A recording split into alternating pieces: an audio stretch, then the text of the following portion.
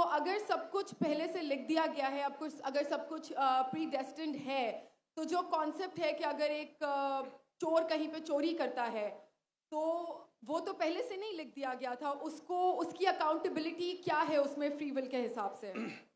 بہن نے ایک اہم سوال پوچھا ہے, اور وہ کہتی ہے کہ پہلے وہ ایکٹریس تھی اور وہ اسی ازم کے جال میں پھنس گئی تھی, اور میرے کیسٹ سننے کے بعد الحمدللہ وہ واپس دین کی طرف رجوع کی اور اللہ سبحانہ و تعالیٰ نے ہدایت دی. ان کا مین سوال ہے کہ قدر کے بارے میں. میں آپ کو مبارکباد دینا چاہتا ہوں کہ آپ ایک فلم انڈسٹری سے واپس صحیح راستے پہ آئے. بہت مشکل ہے, اگر میڈیا کے جال میں پھنس جاتے تو نکلنا مشکل ہے, لیکن اللہ تعالیٰ کافی لوگ کو ہدایت دے رہا ہے. آپ کو بھی اللہ نے ہدایت دی. جہاں تک یہ سوال ہے, ان کا سوال ہے قدر کے بارے میں, اباؤٹ ڈیسٹنی, فری ول, کہ اگر اللہ سبحانہ و تعالیٰ نے میرے تقدیر میں لکھا کہ میں شراب پیوں گا اور میں شراب پیتا ہوں تو کون ذمہ دار؟ اللہ. یہ سوال بہت کامن ہے, لیکن اکثر مسلمان گھبراتے پوچھنے کے لیے, کیا کوئی فتویٰ نہ دے دے مجھے, میں کافر ہوں. اللہ سبحانہ و تعالیٰ قرآن مجید میں انسانوں کو انکریج کرتے سوال جواب کے لیے. اس لیے قرآن مجید میں آپ پڑھیں گے 333 بار, 323 ٹائمز, 323 بار کہا گیا ہے کل, کالو, ان لوگ نے کہا, اور 323 بار اللہ کہتے کل, ان سے کہو. یعنی قرآن مجید ایک کوشچن آنسر بک ہے. 323 ٹائمز پوچھا گیا کہ یہ کیا سوال ہے, اللہ بولتا ہے کل, کہو کل. ان نے پوچھا اللہ کون ہے, قل واللہ احد. تو یہ کل جو ہے سوال کرنا کوئی بری بات نہیں, لیکن یہ سوال بہت کامن ہے کہ ہم تقدیر میں مانتے ہیں, یہ ہمارا ایمان ہے.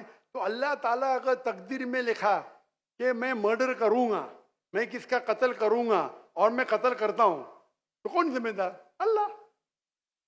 نعوذ باللہ. اگر لکھا ہے میرے تقدیر میں کہ میں شراب پیوں گا اور میں شراب پیتا ہوں, کون ذمہ دار؟ اللہ. نعوذ باللہ. اس کا جواب یہ ہے کہ ہمیں سمجھنا چاہیے تقدیر کی کیا معنی ہے. اور یہ سوال جب میں دعوتی میدان میں تقریباً 35 سال پہلے شروع کیا, تو یہ سوال مجھے بھی بہت پریشان کر. کس نے پوچھا نہیں مجھے, اللہ کی مدد ہے, اللہ کی مدد ہے, جواب ملنے کے بعد ہی لوگ پوچھتے ہیں. تو پہلے چند سال کافی تحقیق کی, لیکن جواب کوئی کتاب میں ملی نہیں. جواب ملا, پھر میں نے علماء سے پوچھا صحیح ہے, تو انہوں نے بولے ماشاءاللہ اچھا جواب ہے, اور میں ابھی پیش کروں گا آپ کے سامنے. میں مثال دیتا ہوں کہ اگر ایک ٹیچر کلاس روم میں 100 بچے کو پڑھا رہی ہے, 1 سال پڑھانے کے بعد امتحان کے پہلے ٹیچر بولتی ہے یہ بچہ ایگزامینیشن میں فرسٹ کلاس فرسٹ آئیں گا, یہ بچہ سیکنڈ کلاس آئیں گا, یہ بچہ فیل ہوئیں گا. معاف کرنا, آپ کو مثال بول رہا ہوں, کل مثال ہے آپ کے لیے.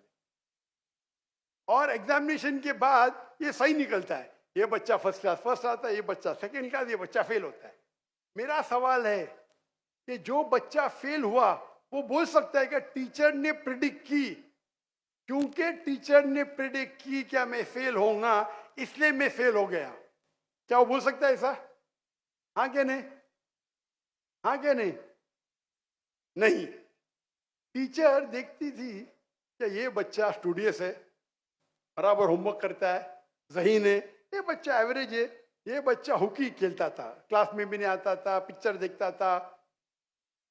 تو ٹیچر نے دیکھ کے پریڈکٹ کی, اور ٹیچر اکثر صحیح ہوتی ہے, لیکن انسان ہے, غلطی بھی ہو سکتی. اسی طریقے سے اللہ سبحانہ و تعالیٰ ایک انسان نہیں ہے, اللہ کے پاس علم غیب ہے. اللہ کو پہلے ہی پتا ہے آپ کیا ڈیسیشن لینے والے ہیں. مثال کے طور پہ ایک شخص آتا ہے چوراہے پہ, وہ 4 میں سے ایک سڑک کو چن سکتا ہے, نمبر 1 سڑک, نمبر 2 سڑک, نمبر 3, نمبر 4. وہ چنتا ہے نمبر 2 سڑک. چوائس کس کی؟ چوائس کس کی؟ انسان کی. ہاں کیا نہیں؟ ہاں کیا نہیں؟ لیکن اللہ سبحانہ و تعالیٰ کو علم غیب ہے کہ 5 تاریخ کو اکتوبر کے رات کو 1 بجے 1:15 بجے یہ چوراہے پہ آئیں گا, اس کے پاس 4 چوائس تھے، سڑک نمبر 1، سڑک نمبر 2، سڑک نمبر 3، سڑک نمبر 4۔ اللہ تعالیٰ جانتے کہ یہ سڑک نمبر 2 چنے گا، تو اللہ تعالیٰ لکھ دیتے تقدیر میں پہلے ہی کہ یہ انسان 5 اکتوبر کی رات کو 1 بجے، 1:15 بجے سڑک نمبر 2 پہ چنے گا۔ تو سڑک نمبر 2 کس نے چنا؟ اللہ نے یا کیا انسان نے؟ اللہ نے چنا یا انسان نے چنا؟ انسان نے چنا۔ تو کون ذمہ دار، اللہ یا انسان؟ اللہ یا انسان؟ انسان۔ وہ آگے جاتا ہے اور 3 سڑک آتے، سڑک اے، سڑک بی، سڑک سی۔ وہ چنتا ہے سڑک اے، اللہ تعالیٰ جانتا ہے کہ وہ سڑک اے چنے گا، لکھ دیتا ہے۔ کون ذمہ دار؟ انسان۔ اللہ جانتے ہیں کہ گریجویشن پاس کرنے کے بعد وہ انسان ایمانداری سے کما سکتا ہے یا چیٹنگ کر کے کما سکتا ہے، وہ چیٹنگ کر کے کماتا ہے، اللہ تعالیٰ لکھ دیتے کہ گریجویشن کے بعد یہ انسان کو آپشن نمبر تھا، ایمانداری سے کمائے، چیٹنگ کر کے کمائے، وہ چیٹنگ کر کے کمائیں گا، ایڈوانس میں لکھتے۔ تو اس سے ہمیں ظاہر ہوتا ہے کہ اللہ چن رہا ہے کون؟ انسان، لیکن اللہ تعالیٰ کے پاس علم غیب ہے، تو اللہ تعالیٰ اسی لیے لکھ رہے ہیں کیونکہ وہ جانتے ہیں کہ وہ انسان یہ غلط کام کریں گے۔ یہ نہیں کہ اللہ لکھتے ہیں اور وہ انسان غلط کام کرتا ہے، کیونکہ وہ انسان غلط کام کرنے والا ہے، اللہ جانتے ہیں، اللہ ایڈوانس میں لکھتے۔ تو کون ذمہ دار؟ انسان۔ تو اللہ کے پاس علم غیب ہے، اور اللہ سبحانہ و تعالی کبھی غلطی نہیں کرتے۔ اللہ نے آپ کو اختیار دیا کہ آپ چوری کر کے زندگی بسر کر سکتے یا ایمانداری سے، آپ ایمانداری سے کرتے، اللہ تعالیٰ لکھ دیتے کہ یہ انسان ایمانداری سے زندگی بسر کرے گا۔